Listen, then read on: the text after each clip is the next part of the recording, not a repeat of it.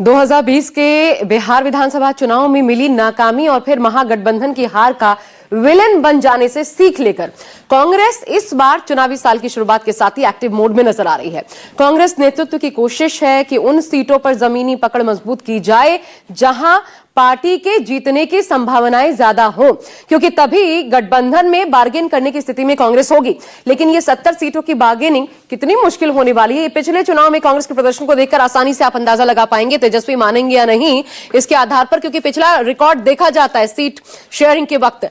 2015 के चुनाव में देखें 41 सीटें जिस पर चुनाव लड़े थे, 27 सीटों पर जीत मिली। लेकिन फिर 5 साल बाद स्थिति और खराब हो गई। लड़े 70 सीटों पर मात्र 19 सीटों पर ही कांग्रेस जीत कर पाई, लगभग 27% ये स्ट्राइक रेट रहा। और अब 2025 में मिशन 50 ये टारगेट लेकर कांग्रेस चल रही है। हालांकि पिछले प्रदर्शन को देखा जाए और जिस तरीके से बिहार चुनाव से पहले पोलराइजेशन होता हुआ नजर आ रहा है, उससे ऐसा लगता है कि चुनाव में एनडीए के आगे सिर्फ तेजस्वी का चेहरा लड़ाई में होगा। इन्हीं स्थितियों को समझते हुए कांग्रेस अपनी जमीनी पकड़ को मजबूत करने में जुटी हुई है। कन्हैया कुमार माध्यम बने हैं। कारण यह कि बार्गेनिंग जब हो तो अपनी पोजीशन मजबूत की जा सके। राहुल गांधी का बिहार दौरा इसी तैयारी का हिस्सा नजर आता है। अब इसके अलावा कांग्रेस वक्फ समेत धार्मिक ध्रुवीकरण के तमाम मुद्दों पर मुखर नजर आ रही है। इसके पीछे रणनीति क्या है, इसे कुछ आंकड़ों के माध्यम से बेहतर समझा जा सकता है। आबादी के लिहाज से मैं आपको समझाती हूं। हिंदू और मुसलमान देखिए 82.69% हिंदू है, मुस्लिमों की आबादी 16.87%, कुल आबादी 10 करोड़ से ज्यादा, 10 करोड़ 41 लाख।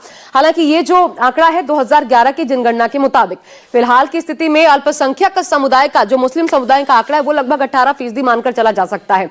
और जिस तरह बीजेपी हिंदुत्व के पिच पर चुनाव को ले जाने की इस बार तैयारी कर रही है, ऐसा लगता है कि यूपी के बाद 80-20 की वो फाइट अब बिहार में होगी। तैयारियां क्या क्या है, दोनों ओर से देखिए।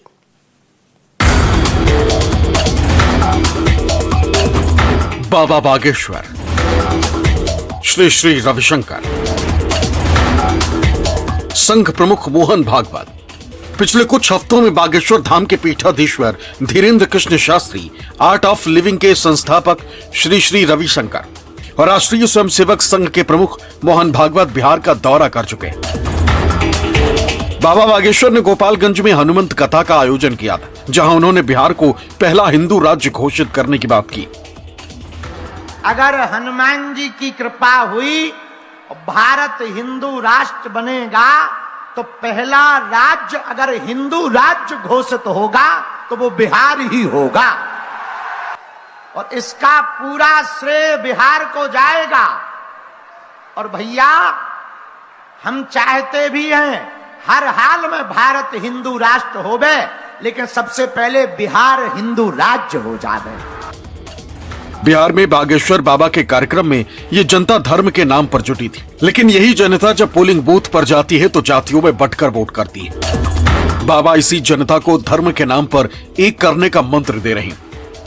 हम किसी पार्टी के प्रचारक नहीं हैं, हम हिंदुत्व के विचारक हैं। हमारी भारत माता के ऑलरेडी बहुत टुकड़े हो गए, अब भारत को हम बंटने नहीं देंगे, अब हम हिंदुओं को घटने नहीं देंगे। ये देश बाबर का नहीं, रघुवर का है।